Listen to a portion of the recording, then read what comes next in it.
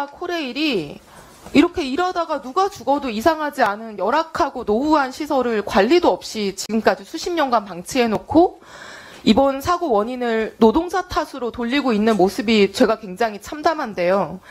사고 직후에 엄영소 차관님 현장에 가셔서 관행적인 안전 무시 작업 태도를 타파하도록 쇄신해야 된다 이런 말씀을 하셨는데, 그리고 안전에 둔감한 작업 문화를 바꿔야 된다 이런 말씀을 하셨는데요.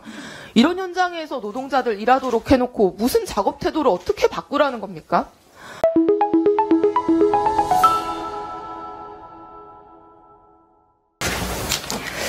장관님, 이번에 사고 난 곳이 오봉역인데요. 가보신 적 있으십니까? 아직 못 갔습니다. 네, 꼭 한번 가보시기를 부탁드립니다. 그리고 오봉역 사망자의 동생분이 인터넷에 올린 글이 있는데 혹시 읽어보셨을까요? 네, 봤습니다. 네, 꼭 한번 읽어보시기를 다들 제가 권해드립니다. 사망하신 직원분 생일이 사고 바로 다음 날이었다고 합니다. 모두가 선망하는 이제 공기업에 다니는 오빠가 갑자기 주검이 돼서 돌아왔는데, 오빠가 일하던 현장을 가보고 가족들이 모두 무너져서 오열했다고 합니다. 대한민국에 어떻게 이런 곳이 있을까? 이렇게 말도 안 되는 열악한 환경에서 일하려고 대한민국 청년들이 그렇게 힘들게 공부해서 코레일에 입사한 건지 믿을 수가 없다. 이런 내용입니다. 오봉역이 여객을 태우는 역이 아니고 화물 전용역이기 때문에 저도 제 지역군데 이제 안에 들어가 본 거는 처음이었습니다. 근데 똑같은 생각이 들었습니다. 1950년대 풍경이라고 해도 전혀 이상할 게 없는, 정말 대한민국 대표 공기업 코레일에 이런 노후하고 열악한 사업장이 존재한다는 게 믿겨지지 않는 이제 그런 현장이었고요. 그 슬라이드 보여주시면 이게 제가 사고 현장에서 직접 찍은 사진인데요. 오봉역 안에 양회단지가 있습니다. 그러니까 시멘트 회사별로 사일로 설비가 있고요. 그 설비마다 회사 이름이 붙은 열차 선로가 깔려 있습니다. 사고 현장은 한일선, 현대선, 성신선 이렇게 세 갈래의 선로가 깔려 있고, 선로 전환기로 이제 선로를 왔다 갔다 하면서 열차들이 시멘트를 싣는 그런 곳이고요. 이게 실제로 보면 굉장히 넓은 현장인데, 이 현장을 두 명이서 여기저기 돌아다니면서 열차를 연결했다가 분리했다가 시멘트 설비에 연결하고 하는 일들을 수십 번씩 합니다. 사고 발생 당시에 열차 한 대는 가운데 현대선에 서 있는 상태였고요.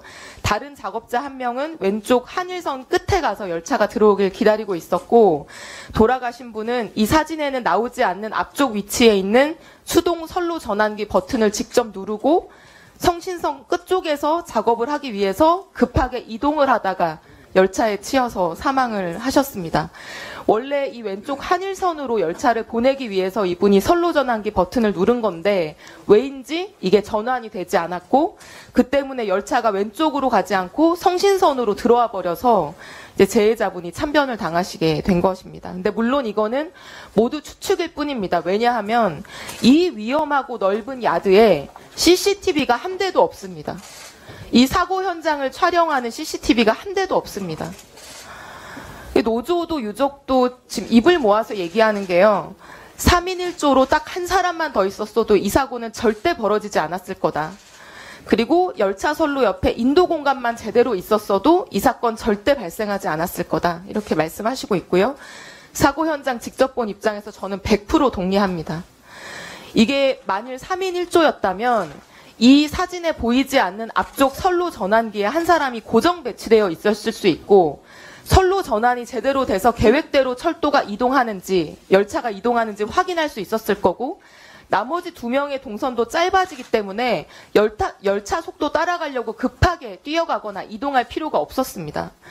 그래서 과거에는 이 열차 입판 작업을 3인 1조로 작업을 했었는데 2020년에 인력은 그대로 둔 상태에서 3개조를 4개조로 늘렸고, 그래서 조당 인력이 부족해지면서 2인 1조로 일을 계속하다가 이번에 사고가 난 것이고요.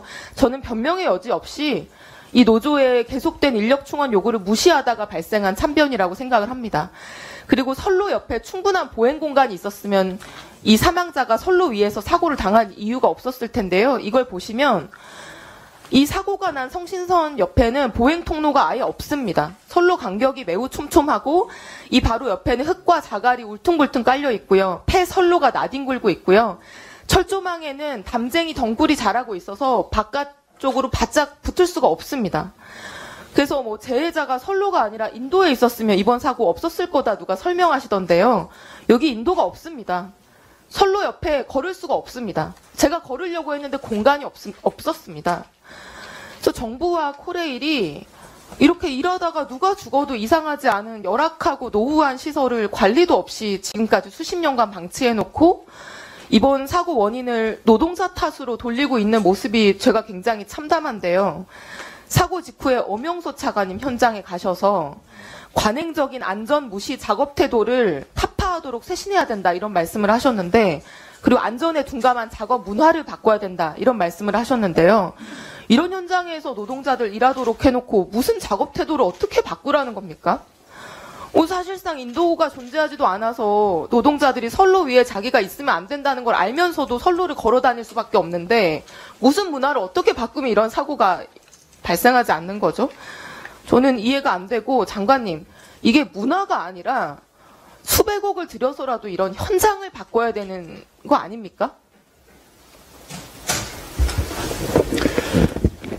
이 사고 현장에 이 안전 공간이라든지 아니면 시야 확보라든지 아니면 여기에 대해서 위험 요소들을 통제할 수 있는 여러 가지 모니터링이나 조절 장치, 시설 등의 문제를 전반적으로 철저히 조사를 이제 하고 있습니다. 그 결론에 따라서 필요한 조치들을 하겠습니다. 장관님, 지금 이 공간에 작업이 중단되어 있는 상태인데 작업이 재개되면 저는 당장 내일 누가 또 여기서 사망하셔도 이상하지 않다고 생각하고요. 2013년에 똑같은 사망 사고가 이 똑같은 현장에서 있었습니다. 그래서 수백억 원을 들여서라도 저는 이 현장을 개선하셨으면 좋겠고요. 슬라이드 보여주시면 2018년 하반기에 대한산업안전협회가 오봉역 안전진단 결과보고서를 낸 적이 있습니다. 여기서 이렇게 지적합니다. 오봉역의 전반적 환경, 시스템, 인력관리 상황을 살펴보면 개인 수송원이 서두르지 않고 싶다고 해서 그렇게 일할 수 있는 조건이 아니다. 이런 상황에 놓인 수송원들에게 작업 내규 안전수칙 왜 안 지켰는지 따져 묻는 거는 어불성설이고 본말 전도다.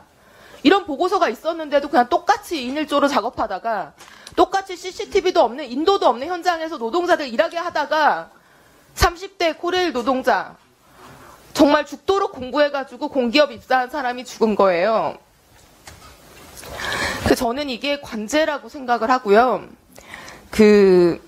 이번 사고에 대해서 장관님이 사고 원인 조사 후에 법과 원칙에 따라서 엄정 조치할 것이다 이렇게 말씀을 하셨는데, 저는 이런 비극이 다시 일어나지 않도록 인력 충원과 설비 개선이 반드시 필요하다고 생각합니다. 이번 내년도 예산안에 제가 오봉역 사고 재발 방지를 위한 사업의 예산을 요구했는데 장관님, 차관님, 코레일 사장님 직접 발로 뛰셔가지고 이 사업 예산 반드시 반영될 수 있도록 해주시기 바랍니다. 그렇게 해주시겠습니까, 장관님? 네, 모든 조치를 다 취하겠습니다.